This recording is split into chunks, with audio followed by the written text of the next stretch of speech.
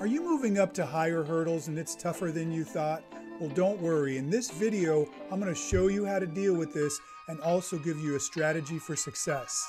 As a bonus, I'm going to show you 2 athletes that are working on making this transition right now. So let's go. I'm glad you're watching this because making this transition to a higher hurdle really throws some people off, and I don't want you to get frustrated and be a statistic, so I want to help you out. One of the main goals in hurdling is to stay low and flat over the hurdle, or what's called maintaining a low, smooth parabola. It's easy when the hurdle is low, but it's more challenging when the hurdle is higher. The good news is that height increases are always only 3 inches. Most athletes clear hurdles much higher than that, so eliminating the excess could be all that is needed, and the height increase won't change anything at all. In fact, it could be that you end up jumping lower than before. There's 4 things that you need to do to get lower. First, don't reach out on your plant step. Doing that causes you to get a lot of lift. Instead, try to plant more under your body on the ball of your foot. This will help you maintain your horizontal motion. Second, drive the knee of your lead leg at the top of the hurdle rather than above. This is also to help you keep low and flat. Next, make sure that you're moving your trail leg to the side so that your thigh is parallel to the ground. This allows you to go lower over the hurdle. Athletes that don't do this have to jump higher in order to clear the hurdle. If you have a hard time with this, you can work on hip mobility exercises to increase your flexibility. Lastly, you'll need to work on your confidence. I realize that a lot of what I talked about here is much harder than it seems, especially driving the knee towards the top of the hurdle. It takes a lot of trust that all the drills that you've worked on are going to make your legs do what they need to do, and you're not going to crash into this hurdle and fall. The best way to work on this is with some practice hurdles that you can set at a lower height as you work on this. You can gradually increase the height as you gain confidence. Also, they break apart if you hit them, so you won't get hurt. I'll leave a link to my favorite hurdles in the notes below. If your technique is good and you're low over the hurdle and you're still struggling with this, the chance is that you're short relative to the height of the hurdle. In that case, you should check out my video about hurdling if you're short. It has a lot of strategies in there. Here's what I recommend. I always believe in slow incremental changes so you can gradually adapt to things rather than big changes and risk throwing off everything that you've worked on so far. So in practice, rather than raising the hurdle 1 click or 3 inches, you can raise it in between the clicks. What? Yeah, most hurdles don't slide very well, and there's enough friction in there to where you can go in between clicks and it'll hold. Give it a try. I recommend going up about 1 inch, get used to that, and then go up to another inch, get used to that, and then you can go up to the full click. Speaking of training strategies, if you don't want to risk your training and you want a proven plan that has helped develop over 60 state champions and finalists, I have that plan, and I'll leave a link in the notes below. Now let's take a look at a few hurdlers that are currently dealing with a height increase. The first athlete I'm going to look at here is Joshua. This is a video from last year when Joshua was 16 years old and he's going over 36-inch hurdles. You can see that Joshua is very good. He's an elite level hurdler. He looks great over these hurdles. In fact, they look a little bit low to me. So now we're going to take a look at a practice video of Josh. This is 1 year later, and now he's working with 39-inch hurdles, which is the standard height for high schoolers. Okay, I like most everything that I see here. I'm going to start with the things that I like. I like the way that you're coming down and you're landing on the balls of your foot. I very much like the way you touch down. I think it's really exceptional. You're landing on the balls of your foot and your lower leg is actually in a negative shin angle. If you're watching, you don't understand what that means. That means that his shin angle is actually angled back this way. So there's absolutely no braking action when he comes off this hurdle. This is very exceptional. I also like the position of your trail leg. I think that looks great.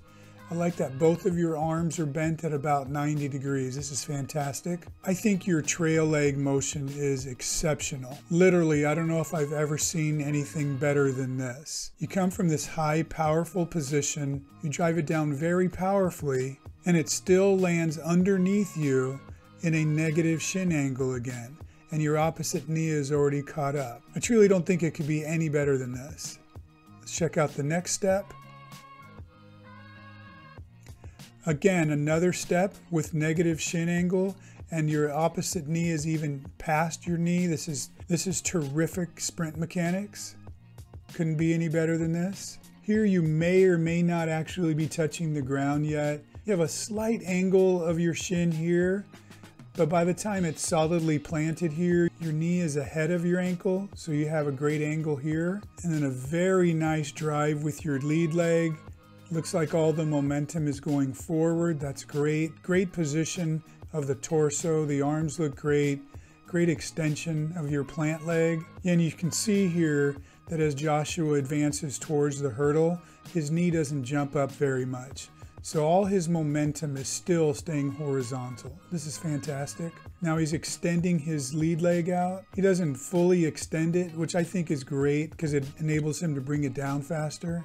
And sure enough, he brings his lead leg down very nicely. Everything looks as good as it did on the other hurdle. But there's one thing that I think you need to work on, and it is as you come off of the hurdle right here, that you are bent over, sort of hunched down. Your torso is leaning too far forward. What I'd prefer is as you come down, that you push your hips forward and you get your torso up taller. If you look at the elite hurdlers at the Olympic level, they're not as bent over as you are in this position. You want to be a bit more upright at this point. And we'll go and we'll see that the same thing is happening over here. Again, this position is just too bent over. Try to get a little taller. Other than that, I'd say technically you're one of the best hurdlers I've ever reviewed, and you're having no problem adapting to the higher hurdle. So good job, keep it up. Now we have a very different scenario. I'm going to take a look at an athlete named Chase. Chase has just moved up from high school to college, so he's going from 39 to 42-inch hurdles. Here's a video of him last year in high school. He's the athlete in the red winning this race here. You can see that he's very quick. So I've got 3 videos to watch. Here's the first one. Here's the second one. And here's the third one. In them, I see one glaring problem. But before I get to that, I want to look at your technique over the hurdle. The lead leg moves nicely. The torso looks good. I think you had a good extension off of your plant leg. And your arms look pretty good. And then you come off the hurdle very nicely. This is a good position right here. And then watching the trail leg come down. This is pretty good trail leg here. And that's a good step to the next hurdle. So overall, this is really nice technique over the hurdle. So let's talk about what I don't like. What I see is a definite slowing of your 7th and 8th step. So this is number 6 and number 7. And you can see that you're reaching way out in front of you. And this is a braking action right here. This is slowing you a lot. And you can see the gap between your knees and how far out your leg is in front of your center of mass. And then you do it again right here. This is your 8th step. It's well out in front of you and you're actually leaning back. And I can see the same thing here. This is step number 7. See how far your foot is in front of you. On this one, this is step 7. You can see how far your leg is in front of you and a gap here. And then you're also leaning back again here. So you're bracing to go over this hurdle. So for some reason you're coming out of the blocks powerfully and then you're slowing down to go over the hurdle. I don't think you were doing this when the hurdles were at 39 inches. So it's something in the transition that's changed.